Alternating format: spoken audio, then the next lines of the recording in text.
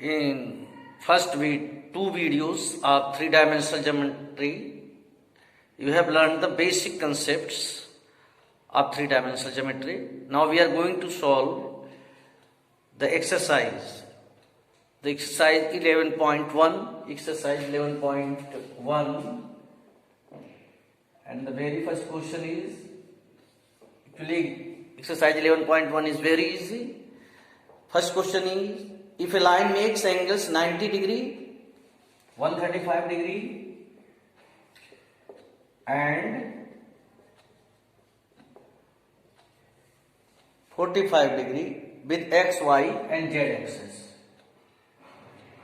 find direction cosines.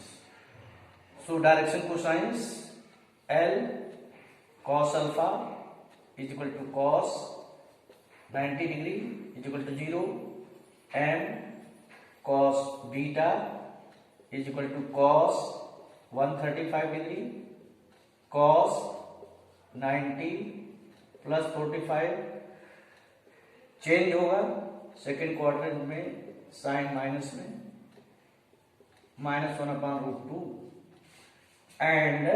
and cos gamma cos 45 degree which is equal to 1/√2. So you have got the direction cosines of a line which makes an angle of 90 degree, 135 degree and 45 degree with x, y and z axis. Okay. Now you can verify your answer. What I have taught you, that the sum of the squares of direction cosines is always equal to 1. This is your L, this is your M and this is your N.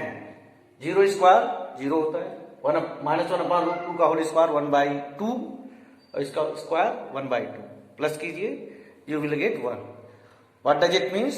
You have solved it correctly. Okay, move to the question number 2. Find the direction cosines of a line which makes equal angle with coordinate x-axis. Equal angle. What does it mean? Cos alpha is equal to cos beta is equal to cos gamma. So cos square alpha plus cos square beta cos square gamma is equal to 1. सभी जगह आप cos square alpha लिख देंगे, 3 cos square alpha is equal to 1 cos square alpha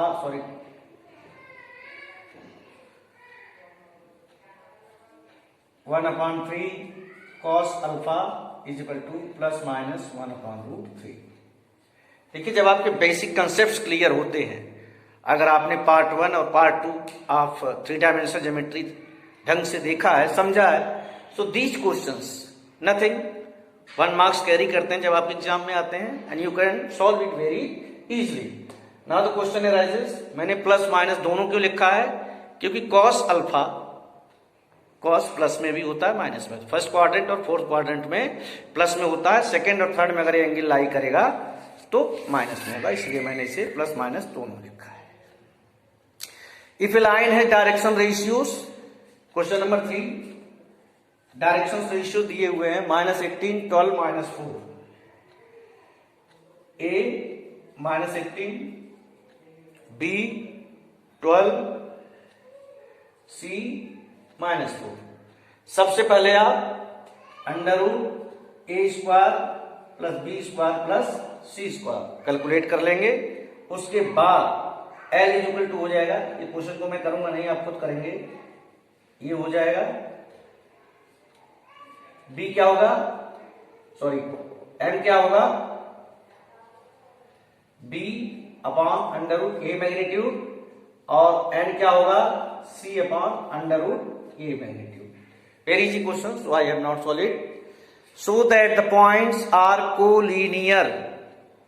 फिर से वही बात आ गई, 3 पॉइंट्स दिए हुए हैं, ए बी सी 3 पॉइंट्स दिए हुए हैं.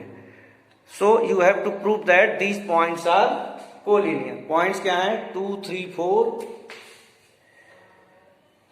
Question number 4, A 2 3 4. दूसरा पॉइंट क्या है, -1 -2 1। तीसरा पॉइंट क्या है? 5 8 7। ये 3 पॉइंट्स आपके दिए हुए हैं। So you have to prove that these points are collinear. कोई बात नहीं, आप direction ratios of A B निकालिए, इसमें से सब्ट्रैक्ट कीजिए। -3 -5 -3। डायरेक्शन रेशियोज आप BC निकालिए, इसमें से सब्ट्रैक्ट कीजिए। 5 -1 6, 8 -2 10, 7 -1 6। तो ये है आपका A1 B1 एंड C1। ये है आपका A2 B2 C2। अब आप जरा A1/A2 निकालिए, B1/B2 निकालिए, C1/C2 निकालिए।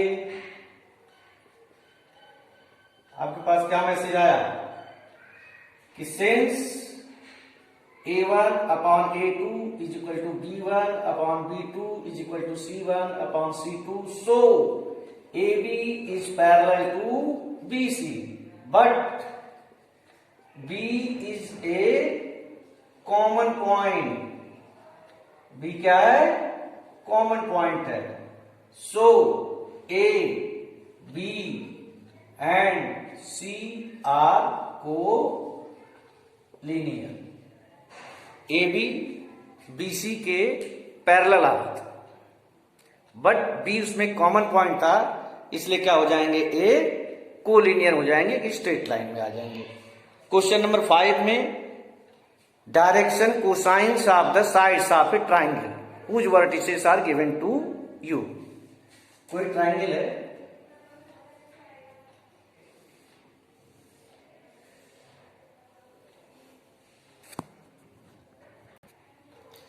so I was just telling you that you have been provided the vertices of a triangle ABC। You have to find out the direction cosines of all these 3 sides of a triangle। So first of all, I am going to calculate the direction cosines of side AB। AB का direction cosine निकालने के लिए first of all you have to find out the direction ratio of AB। AB का हम direction ratio निकाल रहे हैं, आपको बता चुका हूं डायरेक्शन रेशियो कैसे निकालते हैं। -1 -3 -4, 1 -5 -4, 2 -4 6। अब आप AB का मैग्नीट्यूड निकाल लीजिए। ये आप निकालने के बाद डायरेक्शन कोसाइंस, जैसे आपको बताया था मैंने कि डायरेक्शन रेशियोस अगर A B C हैं तो डायरेक्शन कोसाइन कैसे निकालेंगे? A/√A² + B² + C², B/√A² + B² + C² and C/√A² + B² + C²। Same वही चीज यहां पर की गई। सबसे पहले मैंने √A² + B² + C² कैलकुलेट कर लिया है, उसके बाद वो फार्मूला लगा लिया। ये AB का मैंने डायरेक्शन कोसाइन निकाला है, इसी तरह आप BC का निकालेंगे एंड AC का निकालेंगे। So now we will move to the next exercise। I hope you have understood this exercise nicely।